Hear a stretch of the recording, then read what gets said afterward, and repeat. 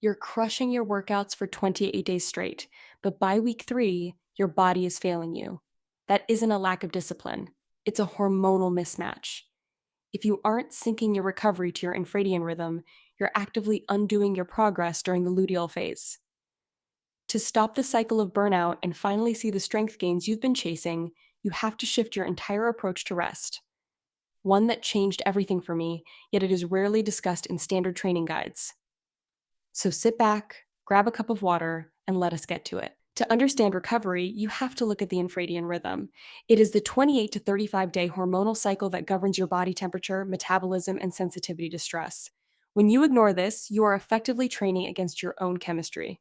Let us start with the easy win, fueling for your luteal phase. This is the window between ovulation and the start of your next cycle. During this time, your core body temperature rises and your resting heart rate increases. You are essentially running hotter than you would during the follicular phase. A study published in November 15th, 2021 in the journal Nutrients found that women in their luteal phase actually require an additional 200 to 300 calories per day just to maintain homeostasis. If you are trying to recover while staying in a steep caloric deficit, you aren't recovering. You are stressing your system further. Think of it this way. Your body is working overtime to manage progesterone levels. By simply increasing your complex carbohydrate intake during these 7 to 10 days, you provide the glucose your brain needs to handle the hormonal shift. It is a simple tweak. You are not failing your diet. You are supporting your biology. That is the easy win. It requires no fancy equipment or expensive supplements. Just fuel the fire that is already burning. Okay, so that works great. But what if I told you there is something even better? Now here is where it gets interesting.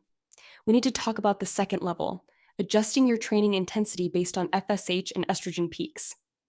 During the first half of your cycle, specifically the late follicular phase, your estrogen is rising. This is your superpower zone. Your muscles are more resilient to damage, and your central nervous system is primed for higher output. In a 2019 report by the British Journal of Sports Medicine, researchers found that strength gains were significantly higher when training load was peaked during this specific hormonal window. Instead of doing the same moderate intensity all month, you should be pushing your personal bests during this week. When your estrogen is high, you recover faster from high intensity training. You can hit the heavy weights or the interval sprints and know that your body has the chemical building blocks to repair the tissue. But many women don't track this. They treat every Tuesday like leg day, regardless of whether they are in their follicular or luteal phase. If you align your hardest training with your peak hormonal resilience, you stop wasting energy on junk volume and start seeing actual results. It's not about doing more. It is about doing the right thing at the right time. If you're finding this helpful, hit subscribe. I drop videos like this every week to help you decode your biology. If this is clicking for you, a quick subscribe helps me keep making these, and it tells me you want more deep dives into female-specific health. All right? Ready for the next one? Remember how I said the best one was coming? Here it is. This is the one I have been saving for you. It is the concept of active recovery versus restoration. Most people think active recovery is just a light walk or some yoga. But for a woman, the real magic happens in the nervous system reset during the final days of the luteal phase. This is your premenstrual week. This is when cortisol sensitivity is at its peak. If you push hard here, your body doesn't just get tired. It produces an inflammatory response that can linger for weeks.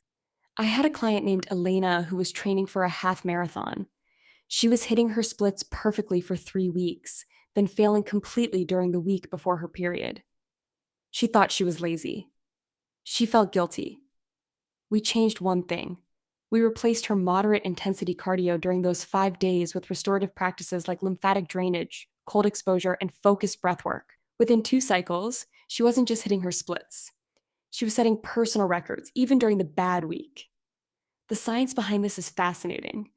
By intentionally lowering your systemic inflammation during the late luteal phase, you prevent the spike in C-reactive protein that usually sabotages recovery. It is not about doing nothing. It is about switching from sympathetic fight or flight training to parasympathetic rest and digest restoration. That one shift alone can save you more energy than the first 2 methods combined. Once you see it this way, you cannot unsee it. So there you go. 3 real ways to recover properly, and the last one alone could change your entire physical trajectory for the year. You are fueling for your luteal phase, peaking during your follicular phase, and utilizing nervous system restoration when it matters most. If you got value from this, share it with someone who needs to hear it, and subscribe so you don't miss the next one. I am working on a breakdown of how to optimize your sleep cycle based on your PMS symptoms, and it is going to be the most practical thing I have ever released. Take care of yourself, and I will see you in the next one. Seriously, your body thanks you. And remember, the goal isn't to be perfect, it's to be consistent. Your hormones aren't an inconvenience, they are a map. Follow the map, and you will get to your destination faster than you ever thought possible. Keep tracking, keep listening, and keep showing up for yourself, because no one else is going to do that for you. You have the tools now. Go use them. Everything changes once you stop fighting your biology and start working with it. I promise, the difference is night and day. See you next time.